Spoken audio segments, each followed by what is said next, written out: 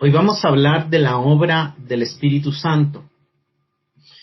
Una de las características interesantes de esta doxología que está en Efesios 1, del 3 al 14, de esta palabra de alabanza con la que Pablo nos introduce a su carta, es la claridad que él nos muestra de los diferentes roles de las personas de la Trinidad en el diseño y en la ejecución del plan de salvación. Pablo empieza exaltando al Padre, pasa a exaltar al Hijo y termina exaltando también la obra del Espíritu Santo, que es de la que vamos a hablar un poco en esta noche. Pero algo muy lindo es que nos muestra al Padre como el diseñador, como el que eligió, como el que planeó, como el que diseñó el plan de salvación. Nos muestra al Hijo como el ejecutor principal del plan de salvación. Menciona muchas veces en Cristo, en Él, en el amado, en el Hijo, en quién. Y dice claramente que la redención, que es el punto principal de la salvación, se efectuó en Cristo, pero luego nos va a llevar a mostrarnos la obra del Espíritu Santo como aquel que aplica o que imparte a nuestra realidad la salvación que fue pensada por el Padre y comprada por el Hijo. Esta intervención o este trabajo tripartito, este trabajo de las tres personas de la Trinidad, lo vemos no solamente en la salvación, lo vemos en la creación, lo vemos en la encarnación de Cristo, lo vemos en la crucifixión de Cristo y lo vemos también en la resurrección de Cristo. En la creación, por ejemplo, la Biblia nos dice, en el principio creó Dios los cielos y la tierra, pero explica que el Espíritu de Dios se movía sobre las aguas. Y luego más adelante en otros pasajes de la Escritura, hablando del Hijo, nos dice que todo fue creado por medio de Él y para Él. Él era la palabra. Cuando Dios dijo, lo que salió del Padre fue el Hijo en forma de palabra y conectó con el Espíritu para que la luz llegase a ser, para que el cielo llegase a ser, para que el agua se separara de la tierra, para que la tierra produjera hierba verde y las aguas produjeran peces y todo llegara a ser. Respecto a la encarnación de Cristo, un pasaje muy conocido, sobre todo para basarnos en la doctrina de la Trinidad, en el Evangelio de Lucas, menciona a los tres. En Lucas 1:35 nos dice, respondiendo el ángel le dijo a María, el Espíritu Santo vendrá sobre ti y el poder del Altísimo te cubrirá con su sombra, por lo cual el santo ser que nacerá será llamado Hijo de Dios. Entonces vemos al Espíritu Santo engendrando, al Padre cubriendo y al Hijo encarnándose. En la cruz, la Biblia nos dice, ¿verdad?, que Cristo fue a la cruz porque el Padre amó al mundo de tal manera que dio a su Hijo, pero también Cristo en su ministerio nos dijo que Él era el que ponía su vida para volverla a tomar, y también vemos que el Espíritu Santo fortaleció a Cristo para obedecer a Dios, nos lo dice el libro de Hebreos. También la resurrección es una obra tripartita cuando vemos que hay pasajes que nos dicen que fue el poder del Padre el que resucitó a Cristo entre los muertos, pero en otras ocasiones Cristo dijo que Él ponía su vida para Él mismo volverla a tomar, y también en Romanos 8 nos dice que fue el Espíritu el que levantó a Cristo de los muertos y que también nos vivificará a nosotros. Entonces vemos nuevamente que la creación la hicieron los tres, que la encarnación la hicieron los tres, que la crucifixión fue un acto de los tres y la resurrección también fue una obra de las tres personas de la Trinidad. Y de la misma manera, tanto el Padre como el Hijo, como el Espíritu Santo están involucrados en nuestra salvación. Por eso nos bautizamos en el nombre de los tres. Es una confesión trinitaria. Fue lo que Cristo mandó a bautizarnos, y de hecho el credo de la Trinidad surgió de las preguntas que se le hacían a aquellos que querían unirse a la fe cristiana para ver si se bautizaban. Se les preguntaba, ¿crees en Dios Padre Todopoderoso, Creador del cielo y de la tierra? Y tenía que decir sí, pero ¿crees en Cristo, Hijo de Dios, nacido de María Virgen, muerto bajo Poncio Pilato? Y hacía referencia a si creía en la encarnación, a si creía en el Jesús histórico, a si creía que había venido en carne, porque habían herejías que no creían esas verdades. Y entonces si el creyente decía sí, crees en el Espíritu Santo enviado por el Padre y por el Hijo, Entonces, si decía así, entonces se le bautizaba. Luego eso se convirtió en el credo de los apóstoles, pero inicialmente fueron las preguntas para bautizar a alguien. ¿Por qué? Porque la obra de la salvación es una obra trinitaria, sin negar que la obra de Cristo, su vida, su muerte en la cruz y su resurrección están en el centro, Y lo vemos en este pasaje, en todas las menciones de en él. Sin embargo, lo que la Biblia nos enseña es que lo que el Padre hace es decidir bendecirnos, lo que el Hijo hace es pagar para poner a nuestra disposición esa bendición, pero es el Espíritu Santo el que imparte dicha bendición a nosotros. Voy a leer el pasaje sobre el cual vamos a estar desarrollando el estudio en esta noche. Efesios 1, del 13 al 14, nos dice: en él, hablando de Cristo, podría leerlo: en Cristo también vosotros, habiendo oído la palabra de verdad, el evangelio de vuestra salvación, y habiendo creído en él, fuisteis sellados con el Espíritu Santo de la promesa. Verso 14, que es las arras de nuestra herencia hasta la redención de la posesión adquirida para alabanza de su gloria. El primer detalle que vale la pena resaltar es que a este nivel de bendición introductoria el apóstol cambia del nosotros, que se refiere a todos los creyentes, y pasa al vosotros. En él también vosotros, y ese vosotros se refiere a los lectores de la carta. Y lo que esto indica es que el apóstol va estrechando el enfoque de todos los cristianos a la importancia del entendimiento que él está comunicándonos en esa carta. Él está estrechando la comunicación de estas verdades a vosotros, los lectores. Ustedes han oído la palabra de verdad, ustedes han creído en él, ustedes fueron sellados y ustedes están llegando a un entendimiento más claro de por qué estas cosas han sucedido. La obra que el apóstol Pablo exalta del Espíritu Santo en el cierre de esta doxología, de esta adoración que él da al Padre, nos muestra que el Espíritu Santo nos da tres cosas. El bosquejo de esta noche son las tres obras que el Espíritu, según este texto, hace, porque no es lo único que hace, y la última la vamos a dividir en dos. Pero número 1, el verso 13 nos dice que el Espíritu Santo nos permitió oír el Evangelio. En segundo lugar, nos dice que el Espíritu Santo nos concedió la fe para creer en él.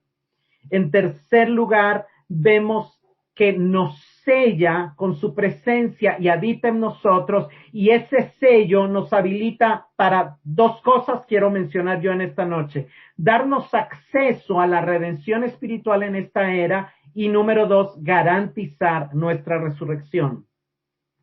Gordon Fee en su comentario escribe: no hay duda de que el Espíritu mismo es el sello, la marca de pertenencia.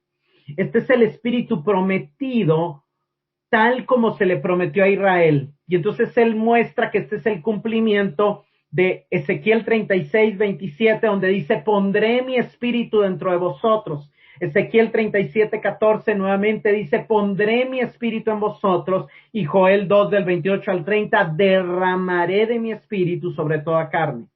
Este es el cumplimiento. Dios prometió en el Antiguo Testamento que él iba a poner a su espíritu dentro, como un sello.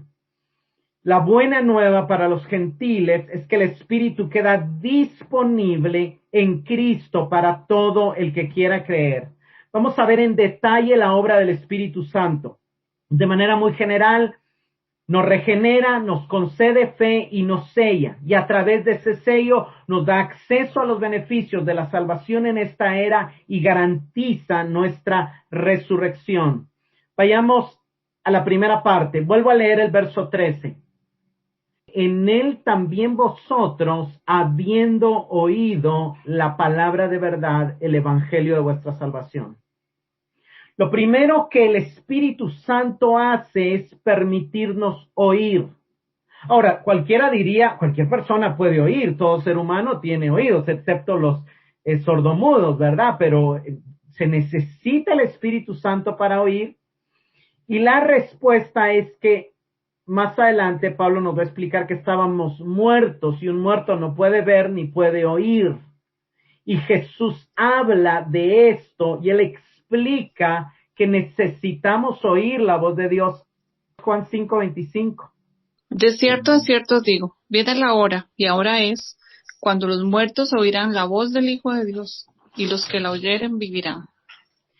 Jesús está diciendo que los muertos, ¿qué muertos? Los muertos en sus delitos y pecados, los muertos en sus transgresiones, van a oír la voz del Hijo de Dios. Y cuando la oigan, vivirán. Cristo está diciendo que el nuevo nacimiento se da como resultado de haber oído su voz. Ahora, el tema de hoy no es enfocarme en el nuevo nacimiento, que hay mucha riqueza, pero en este pasaje quiero enfocarme en lo que Pablo menciona, el oír. Y vamos a ver algunas de las cosas que la Biblia nos enseña sobre el oír. Romanos 10:14. ¿Cómo pues invocarán a aquel en el cual no han creído? ¿Y cómo creerán a aquel de quien no han oído? ¿Cómo oirán sin haber quien les predique? Entonces Pablo está hablando de los perdidos y está diciendo para que ellos invoquen el nombre del Señor, para que ellos clamen, para que ellos reconozcan a Cristo como su Señor, como su Salvador, para que ellos lo abracen, primero tienen que creer. Pero ¿cómo van a creer si no han oído? No hay fe sin haber oído. La fe viene por el oír, lo vamos a ver en unos minutos. Pero luego dice, ¿cómo oirán sin haber quien les predique? Y es algo bien interesante porque Pablo está explicando que para que se cumpla el verso de que Cristo dijo que oirán la voz del Hijo de Dios, definitivamente tienen que oír, pero para que oigan tiene que haber alguien que les predique. Y algo que la Biblia nos enseña cuando habla de la obra del Espíritu Santo es que cabe señalar que las obras del Espíritu Santo son hechas por medio de un agente humano. El Espíritu Santo normalmente se mueve a través de las personas, ya que Él habita en los creyentes. Él obra principalmente en conjunto con el ejercicio de los dones que Él ha dado. Entonces, Él reparte en la iglesia diferentes dones y a algunos les da el don de la predicación, a algunos les da el don de la enseñanza, a algunos les da el don del evangelismo, y es a través de ellos que Él hace oír su voz para que los que no han oído puedan oír y al haber oído puedan creer.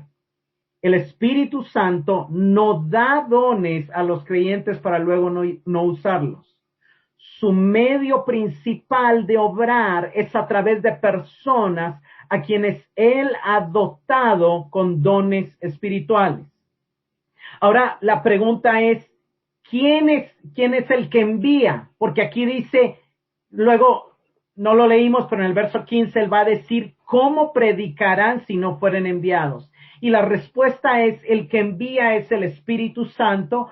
Y claro, el Espíritu Santo envía a todos a hacer la gran comisión y bajo ministerios específicos en algún momento el Espíritu Santo mismo usa también la confirmación de la iglesia para enviar a alguien al ministerio. No vamos a ir a los pasajes, pero en Hechos 13 vemos que estaban ministrando pastores y maestros y el Espíritu Santo dijo, no fueron las personas, fue el Espíritu Santo el que dijo, apartadme a Saulo y a Bernabé para la obra a la que los he llamado. Él los envía. ¿Quién los envió? El Espíritu Santo. ¿Por medio de quién? De los que estaban reunidos y de la iglesia misma. Otro pasaje muy interesante es en Hechos 16:14. Pablo y Bernabé llegan a Tiatira y empiezan a hablar y dice la Biblia que había una mujer llamada Lidia y que el Señor, mientras ella estaba oyendo, muerta en sus delitos y pecados, el Señor abrió el corazón de ella para que estuviese atenta a lo que Pablo decía. Entonces vemos la obra del Espíritu Santo en el predicador y vemos la obra del Espíritu Santo en el oyente. La obra del Espíritu Santo está en que Él habilita por medio de dones a los que predican el Evangelio y Él también abre los corazones de los oyentes para que puedan oír el Evangelio. Segunda de Corintios 3, del 14 al 17. Sin embargo, la mente de ellos se embotó, de modo que hasta el día de hoy tienen puesto el mismo velo al leer el antiguo pacto. El velo no les ha sido quitado porque solo se quita en Cristo. Hasta el día de hoy, siempre que leen a Moisés, un velo les cubre el corazón. Pero cada vez que alguien se vuelve al Señor, el velo es quitado. Ahora bien, el Señor es el Espíritu y donde está el Espíritu del Señor, allí hay libertad. Aquí Pablo en el contexto está hablando de los no creyentes, está hablando de los judíos, pero está hablando de qué pasa cuando leen la Biblia, qué pasa cuando oyen el mensaje, qué pasa cuando se confrontan con la verdad. Y Pablo dice, no lo entienden, porque su entendimiento está embotado. Entonces se cumple lo que Cristo también dice. Oyendo no oyen y viendo no ven. Entonces, ¿por qué? Dice Pablo, hay un velo que solo el Espíritu Santo puede quitar. Y que cuando se conviertan al Señor, cuando el Espíritu Santo quiera, les va a quitar ese velo. ¿Por qué? Porque el Espíritu es el Señor y de Él depende el dar libertad para poder oír y para poder atender, como lo hizo con Lidia y como lo hizo con nosotros en algún momento. Entonces el Espíritu Santo es el que quita el velo. Ahora, volvamos al pasaje. ¿Qué fue lo que oyeron? El pasaje dice, habiendo oído la palabra de verdad, el evangelio de salvación. Miren, hermanos, no quiero alargarme mucho en esto, pero uno de los grandes problemas que tenemos es que muchos han oído el mensaje, pero no han oído el evangelio de la salvación. No han oído la palabra de verdad. ¿Y qué pasa si no oyen el mensaje correcto? No pueden creer correctamente, no pueden nacer de nuevo, no logran acceder al sello, porque al sello solo se da a los que oyen el mensaje correcto. Ahora, por ejemplo, si alguien lo que oyó y le pareció atractivo del movimiento evangélico fue que alguien oyó que Cristo sana, alguien oyó que Cristo prospera, alguien oyó que Cristo te hace victorioso, alguien oyó que Cristo liberta. Sí oyó argumentos verdaderos, sí oyó argumentos bíblicos, esos son verdades. Cristo sí sana, Cristo sí liberta, Cristo sí prospera. El detalle es que ese no es el mensaje que salva. Esas son añadiduras que vienen para los que son salvos. Pero oír eso no es oír la palabra de verdad del evangelio de salvación. Y el problema es que si no se oye el mensaje correcto, no se puede creer en el mensaje correcto.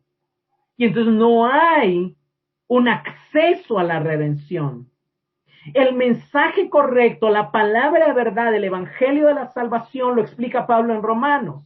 Y él empieza y dedica 3 capítulos, más o menos, para explicar la verdad de que todos los seres humanos estamos bajo pecado, bajo la ira de Dios, muertos, perdidos, sin esperanza, sin capacidad de hacer absolutamente nada para ese estado. Y esa parte es crucial. Entonces, cuando alguien solo oye que Cristo liberta, que Cristo sana, pero no oye su condición, la verdad de su condición pecaminosa, y no oye la necesidad que tiene de arrepentirse, entonces no está oyendo el mensaje correcto.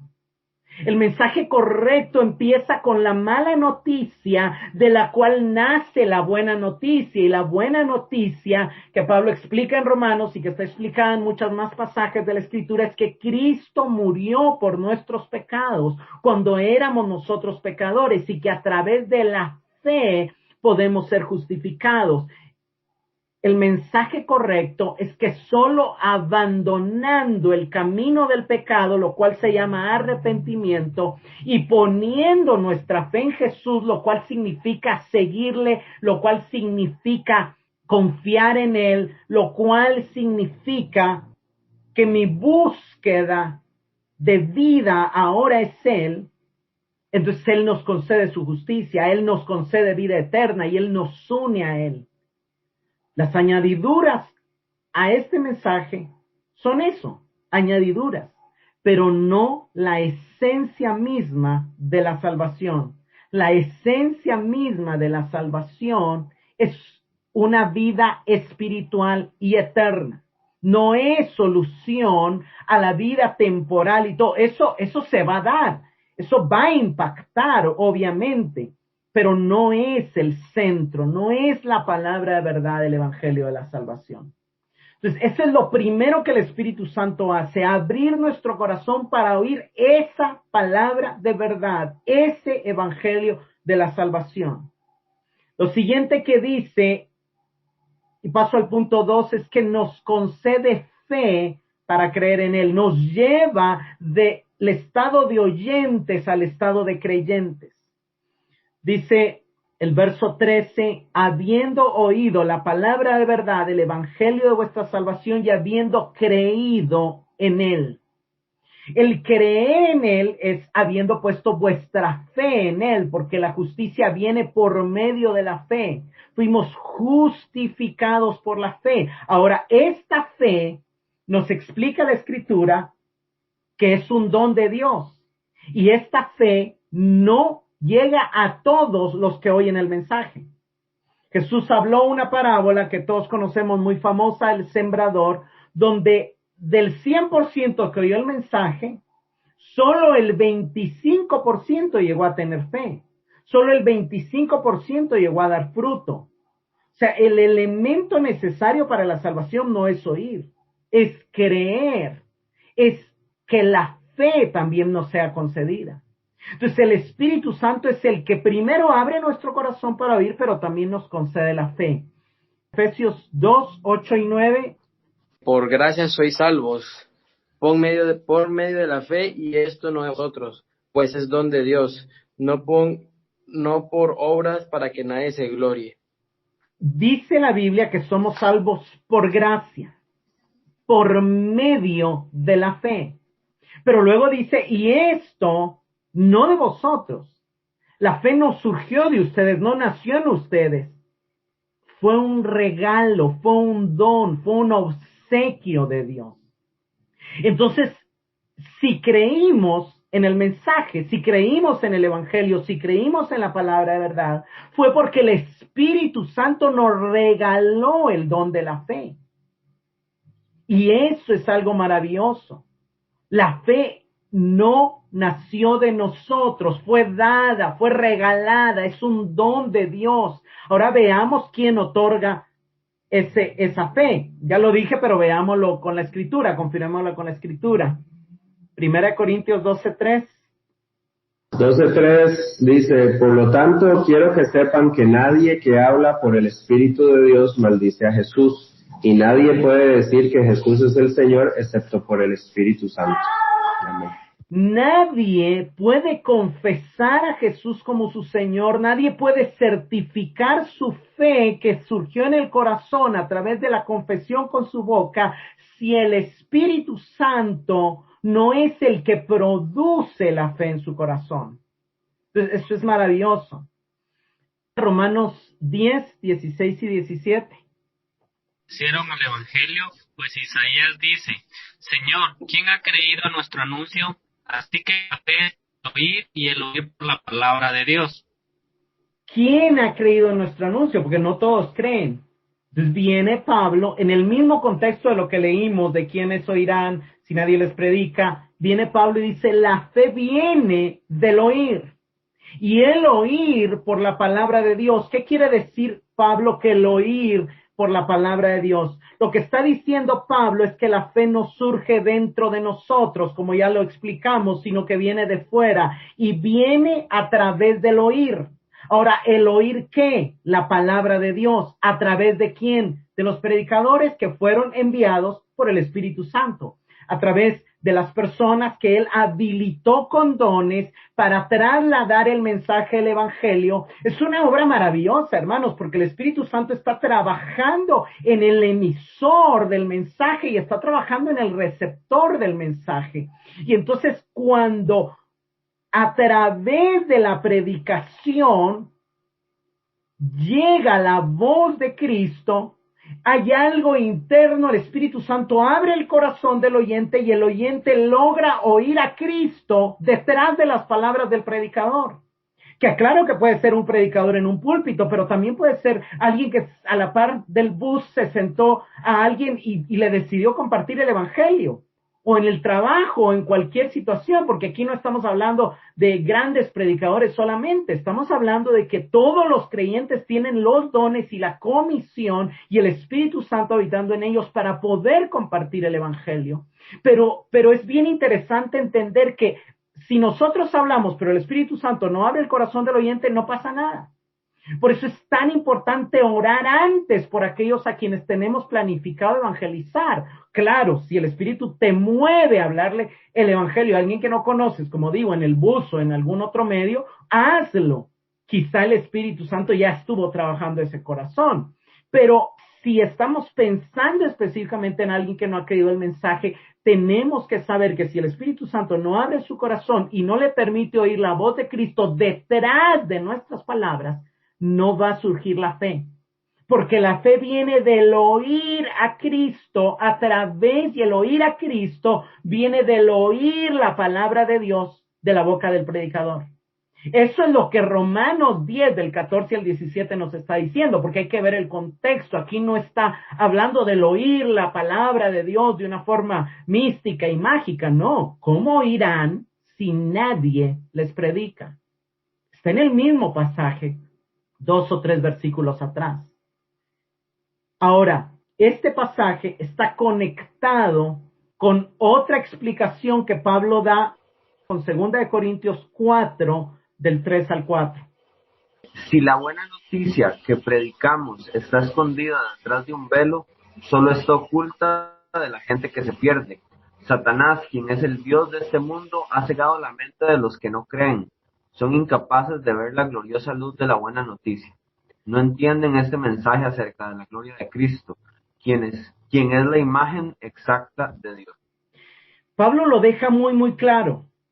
Tú le puedes estar predicando el Evangelio, tú le puedes estar hablando de lo maravilloso que es Cristo, pero eso es como que tú te pares en la cima de un volcán y veas, o que tú estés en el mar viendo el sol salir detrás del agua y viendo el sol salir en el horizonte y veas aquel paisaje maravilloso y a la par de ti esté un ciego y tú le estés diciendo, logras ver el celaje y mira el sol y mira cómo se mueve y mira qué lindo. O sea, el ciego no lo puede ver.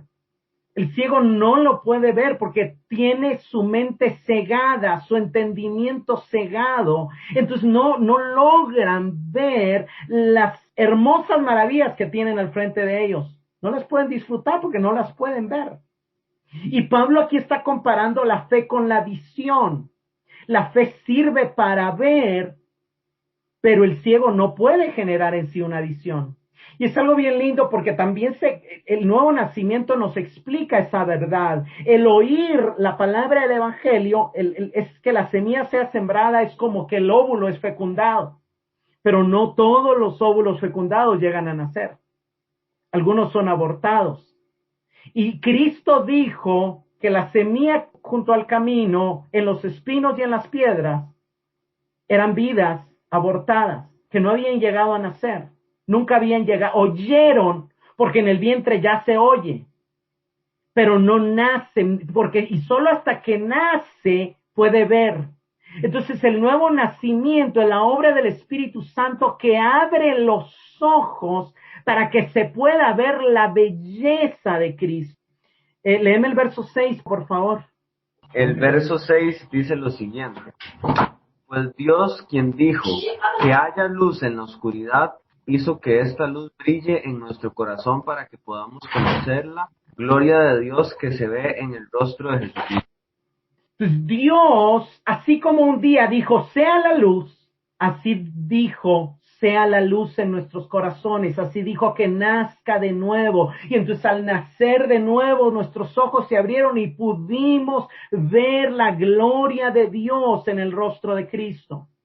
Nacer de nuevo es poder ver. Nacer de nuevo es dejar de estar ciegos. Arrepentimiento es poder ver cuán feo es el pecado, cuán hundidos en el lodo estamos, cuánto apesta el pecado para poder tener repugnancia hacia él y soltarlo. Y al mismo tiempo es ver cuán hermoso, cuán glorioso, cuán maravilloso es Cristo para poder correr a él y abrazarlo. La conversión en la Biblia es esa acción única que incluye arrepentimiento y fe como dos caras de la misma moneda. Conversión es volverse del pecado en arrepentimiento para acudir a Cristo en fe. Berkhoff escribe, la conversión abarca dos elementos, arrepentimiento y fe. El arrepentimiento es retrospectivo porque mira hacia atrás a lo que está abandonando, y la fe es prospectiva, mira hacia adelante, hacia el Cristo a quien ahora va a perseguir.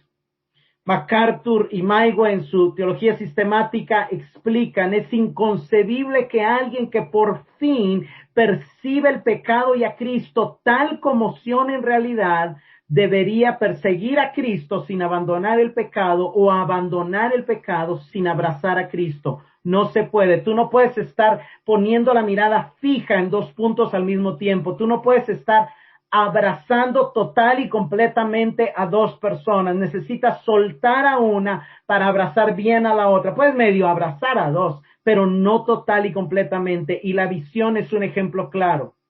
Ahora, ¿qué pasa? ¿Por qué no vemos la fealdad del pecado antes de nacer de nuevo? Porque estamos sordos y ciegos. Pero eso es lo que el Espíritu Santo hace. Abre nuestros oídos para oír el mensaje del Evangelio. Y entonces, pero eso no es la garantía de la salvación. Nos da la fe para poder ver cuán hermoso, cuán maravilloso, cuán glorioso es Cristo. Pero hay un paso entre oír y creer. Hay un paso entre oír y creer. Mateo 13:23. Mateo 13:23 dice, mas el que fue sembrado en buena tierra, este es el que oye y entiende la palabra, y da fruto, y produce a 100, a 60 y a 30 por uno. Es el que oye la palabra y entiende la palabra. Oye la palabra, pero no se queda en oír, la entiende. Entonces da fruto. El dar fruto es el creer, el dar fruto es el nacer de nuevo. ¿Por qué da fruto? Porque no solo oyó, sino que hubo un paso intermedio que fue el entender. La clave para el que nació de nuevo fue el entendimiento. Juan 16, 30 y 31. Ahora entendemos que sabes todas las cosas y no necesitas que nadie te pregunte. Por esto creemos que has salido de Dios. Jesús les respondió, ¿ahora creéis? Vean, ellos le dicen a Jesús, ahora entendemos. El Espíritu Santo nos abrió el entendimiento. Y como ya entendemos, por eso creemos. Entonces Jesús les dice, sí, ahora sí creen, porque ya entendieron. Juan 17, 8. Porque les he transmitido el mensaje que me diste. Ellos aceptaron el mensaje y saben que proviene de ti y han creído que tú me enviaste. Porque las Américas dice, porque yo les he dado las palabras y las recibieron, eso se refiere a oyeron, y entendieron que en verdad salí de ti. El entendieron es clave. ¿Y qué pasó después de que entendieron? Creyeron. Entonces vemos cómo este texto y el anterior nos muestran tres etapas: oír, entender y creer. Ahora, ¿cómo se obtiene, si el entendimiento es tan importante, cómo se obtiene la capacidad para entender? Juan 14:26. Mas el Consolador, el Espíritu Santo, a quien el Padre enviará en mi nombre, Él os enseñará todas las cosas y os recordará todo lo que yo os he dicho. Jesús explicó que Él iba a enviar al Espíritu Santo como consolador y que Él iba a venir para enseñarnos todas las cosas. Ahora, ¿qué caracteriza a un buen maestro? Una de las características de un buen maestro es que se preocupa porque el alumno entienda. Y aquí hay un punto importante porque lo que el Espíritu Santo hace es enseñarnos hasta que entendamos.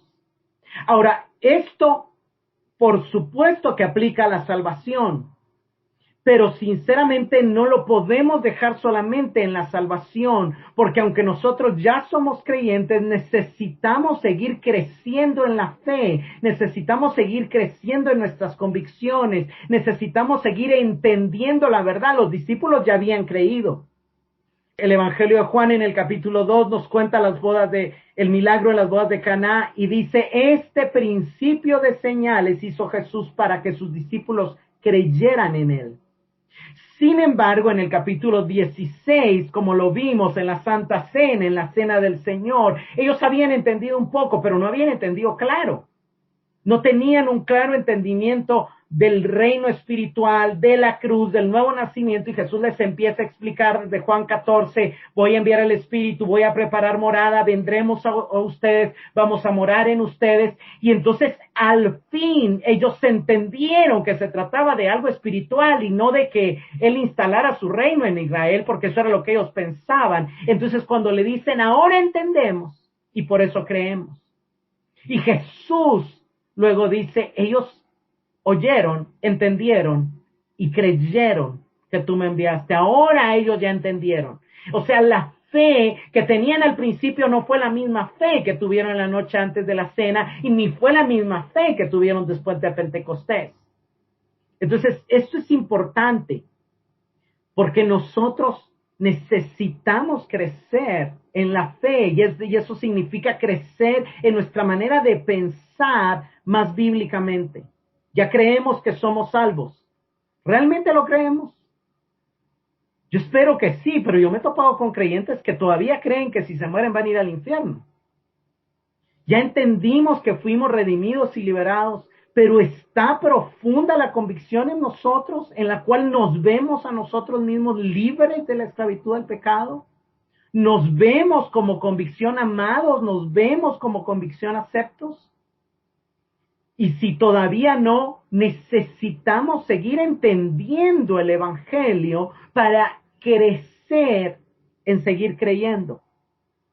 Alguien dijo que a más entendimiento, mejores decisiones se toman en la vida. Ahora veamos cómo es que el Espíritu Santo nos enseña. 1 Corintios 2, del 12 al 14.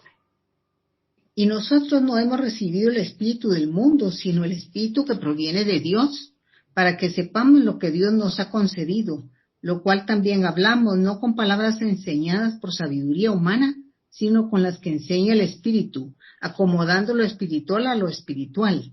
Pero el hombre natural no percibe las cosas que son del Espíritu de Dios, porque para él son locura y no las puede entender, porque se ha de discernir espiritualmente. Entonces vemos cómo enseña el Espíritu. El verso 13 es el clave, con palabras, pero no con palabras de sabiduría humana, no con palabras filosóficas, no con palabras de gran retórica, no con palabras inventadas, no con palabras que surgen de una teología muerta, sino con palabras que salen de la Biblia, pero llevan espíritu y vida. Y el verso 12 empieza diciendo, tenemos que entender que hay dos espíritus, el espíritu del mundo y el espíritu de Dios. ¿A cuál nos estamos conectando? Nosotros no recibimos el espíritu del mundo para asumir que las noticias, que la propaganda, que las filosofías son la verdad. Nosotros recibimos el espíritu de Dios y es necesario que le pongamos atención porque es a través de lo que Él nos va a enseñar que nos vamos a dar cuenta de todo lo que tenemos en Dios, de todo lo que Dios nos ha concedido. A través de la oración, del estudio de la palabra y de la predicación de los ministros, el Espíritu Santo nos enseña, pero nos enseña de manera espiritual, acomodando lo espiritual a lo espiritual, y solo pueden aprender los vivos. El hombre natural no puede aprender las cosas que son del Espíritu. Pueden oír una predicación, pero no pueden entenderla, porque no, para él son locura y no las puede comprender. ¿Por qué? Porque se necesita la naturaleza espiritual para poder oír las palabras espirituales y poder desarrollar la inteligencia espiritual. Ahora, la meta no es solamente entender, la meta es creer. Pero, ¿qué es creer? Creer es tener convicciones bíblicas, pero la convicción se forma por medio del entendimiento. Por ejemplo, alguien que no cree, ¿verdad?, que las espinas duelan hasta que lo toca y todo, y entiende y siente el dolor, entonces se vuelve en una convicción hasta que, por ejemplo, un niño, ¿verdad?, le dice, eso está caliente, no toques que te vas a quemar, le despierta más la curiosidad, pero cuando ya toca y se quema y ve que duele, entonces llega a ser una convicción que no tiene que tocar eso que está caliente. Primero está el entendimiento y llega la convicción, y entonces la convicción marca un comportamiento. Necesitamos seguir siendo enseñados por el Espíritu para que las convicciones bíblicas reemplacen nuestras ideas antiguas y se asienten firmemente en nuestra conciencia, definiendo nuestra identidad. La vida que tenemos es la expresión de lo que creemos. Alguien que siente temor es porque tiene una creencia de que su vida corre algún tipo de peligro. ¿Por qué? Porque todavía no tiene la convicción de que está seguro en Dios y de que vivo o muerto su vida es de Dios. Pero el que ya tiene esa convicción, dice la Biblia, fue libre del temor a la muerte. Cristo nos liberó del temor a la muerte porque ya tenemos vida eterna. Pero muchos cristianos eso todavía no ha penetrado como una convicción y les daba miedo enfermarse de coronavirus. Y no estoy de ninguna manera pretendiendo que seamos irresponsables ante la pandemia, principalmente por amor a los otros, también a nosotros mismos. Pero el punto es la convicción nos hace responder en temor o responder en confianza a Dios. El creer se refiere a esas convicciones que nos definen. Y hermanos, viviremos mejor si creemos mejor. Nuestro mayor enemigo es la ignorancia. O dicho de otra manera, las convicciones equivocadas acerca de Dios, acerca del mundo, acerca de las personas y acerca de nosotros mismos. Nosotros tenemos claro cómo ve Dios a las personas y respondemos en base a ello, sufrimos menos, no tenemos altas expectativas en los demás. Cuando nosotros vemos claro nuestra condición débil, caída, tampoco tenemos altas expectativas en nosotros. Cuando nosotros tenemos claro la grandeza, lo confiable, lo fiel que es Dios, es más fácil confiar en Él, es más fácil creer en Él, es más fácil orar. Cuando nosotros tenemos claro que el gobernador del mundo es Satanás, es más fácil no dejarnos seducir por el amor al mundo, por la vanagloria de la vida. Pero pasemos al tercer punto. Tercer punto es que nos sella con su presencia de habitación en nosotros, nos da la categoría de sellados. En el verso 13 dice, fuisteis sellados con el Espíritu Santo de la promesa que es las arras de nuestra herencia. Como dijimos, este sello es el Espíritu mismo y nos da dos beneficios, el acceso a la redención y la garantía de nuestra resurrección. El primer beneficio de este sello es que nos da pertenencia a la comunidad de redimidos, a los sacerdotes reales del nuevo pacto y acceso a todas las bendiciones que eso conlleva. En el tiempo antiguo los sellos se utilizaban para sellar documentos, pero principalmente pertenencias. Un sello sin duda es una marca de pertenencia en el mundo antiguo. A menudo se hacían sellos de piedra, de metales preciosos y tenía una imagen distintiva grabada en ellos como figura del dueño, de una deidad, de un héroe, de un retrato. Todas las posesiones importantes de una persona se marcaban con un sello. Incluso los esclavos y el ganado llevaban el sello del dueño.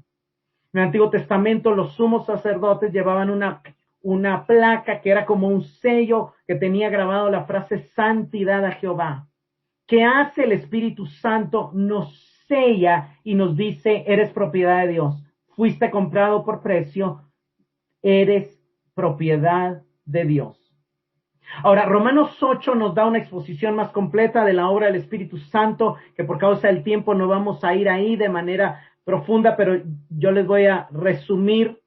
En Romanos, Pablo nos enseña que el Espíritu Santo nos libera de la ley del pecado y de la muerte. En el verso 2 nos capacita para cumplir la ley de Dios a través de la vida en el Espíritu. En el verso 4 pone nuestra mente en las cosas del Espíritu. En el verso 5 nos guía a hacer morir las obras de la carne. En los versos 13 y 14, todos de Romanos 8, nos libera de la esclavitud al temor. En el verso 15 nos da la convicción de que somos hijos de Dios. Verso 16 nos ayuda en nuestra debilidad. Verso 26 intercede por nosotros. Pero hay otro pasaje, que es el que vamos a leer, donde otra de las cosas que el Espíritu hace es capacitarnos a través de dones espirituales para el bien común y bautizarnos para conectarnos con el cuerpo de Cristo. 1 Corintios 12:7, luego te saltás del 11 al 14. Pero a cada uno les da la manifestación del Espíritu para provecho. Pero todas estas cosas las hace uno y el mismo Espíritu, repartiendo a cada uno en particular como Él quiere. Porque así como el cuerpo es uno y tiene muchos miembros, pero todos los miembros del cuerpo, siendo muchos, son solo un cuerpo, así también Cristo. Porque en un solo Espíritu fuimos todos bautizados en un cuerpo, sean judíos o griegos, sean esclavos o libres, y a todos se nos dio a beber del mismo Espíritu. Además, el cuerpo no es solo un miembro, sino muchos. Entonces, el Espíritu Santo nos da dones para edificarnos mutuamente y nos bautiza. El bautismo del Espíritu Santo es lo mismo que el sello del Espíritu Santo y no se recibe después de la salvación. Se recibe en el mismo momento del nuevo nacimiento, se recibe en el mismo momento de creer en el Evangelio. Los dones, algunos dones vienen después y dentro de esos dones puede estar el don de diversos géneros de lenguas, de interpretación de lenguas, de profecía, pero no son la evidencia del bautismo en el Espíritu Santo. La evidencia del bautismo en el Espíritu Santo es el nuevo nacimiento, y no todos los creyentes van a recibir el don de lenguas, porque más adelante Pablo explica que no todos son apóstoles, que no todos son profetas y que no todos hablan lenguas al final del capítulo 2, y usted lo puede revisar más tarde. Pero el último punto es que el Espíritu Santo garantiza nuestra resurrección. Dice el verso 14, las arras de nuestra herencia hasta la redención de la posesión adquirida, para alabanza de su gloria. Lo que significa la palabra arras es un depósito, es una garantía de la futura herencia de los creyentes. Esta palabra se usaba en el sentido de un pago inicial o un depósito en los contextos comerciales. Hay abundantes ejemplos en los papiros de gente que recibe una cierta cantidad de dinero como pago inicial de compra de tierras, de animales o servicios, y usa esta palabra que aquí se traduce arras. Este no es el único versículo que nos dice que uno de los propósitos por cuales Dios nos dio al Espíritu es para garantizar nuestra resurrección. 2 Corintios 1, 21 y 22 dice que Dios nos confirma en Cristo, nos ungió, y el ungió hace referencia al Espíritu Santo puesto en nosotros, y nos selló y nos dio el Espíritu Santo en nuestros corazones como garantía. Esto es algo tremendo porque no solamente es la garantía, sino es también el pago inicial, que el mensaje aquí es que lo que hoy tienes de acceso a la salvación es una mínima parte comparado con lo que va a venir después de la resurrección. Romanos 8:23 dice que tenemos las primicias del Espíritu, aguardando ansiosamente la adopción como hijos, la redención completa de nuestro cuerpo. Y lo que está diciendo ahí es que lo que tenemos fueron los primeros frutos. Las primicias era lo que se agarraba con la mano de un campo lleno de trigo. Era una nada comparado con toda la cosecha. Y lo que Pablo nos está diciendo es lo que tenemos acceso por medio del Espíritu Santo hoy es maravilloso, pero es nada comparado con lo que va a venir cuando resucitemos. Y Efesios 4:30 también dice que fuimos sellados para el día de la redención, y se está refiriendo a la resurrección, a cuando se nos dé el pago completo. El mensaje que Pablo está comunicando aquí es que Dios valora tanto a su pueblo que ha dejado un depósito para ellos, y completará la transacción en el futuro. Es una garantía de un conjunto mucho mayor de bendiciones que vendrán cuando Cristo regrese a instalar su reino en la tierra. Cerramos esta sección viendo que las tres personas de la Trinidad se involucraron en nuestra salvación, pero que fue el Espíritu el que vino a quedarse en nosotros como signo de la presencia de Dios, para mostrarnos que somos propiedad de Dios hasta la redención final. Este Espíritu también es una poderosa presencia como un recurso para vivir nuestra vida cristiana. De hecho, el Espíritu tiene su propia agenda que implica promover y capacitar una vida santa. Por eso, Pablo en el verso 3 dice que nos ha bendecido con toda bendición espiritual, y la palabra ahí es neumáticos, y luego dice para ser santos, porque es el Espíritu el que nos ayuda a ser santos en el verso 4, y en el verso 13 fuisteis sellados con el neumajojaios, con el Espíritu Santo, pero la bendición empieza y termina con referencia al Espíritu Santo también, como lo hace también al Padre y al Hijo.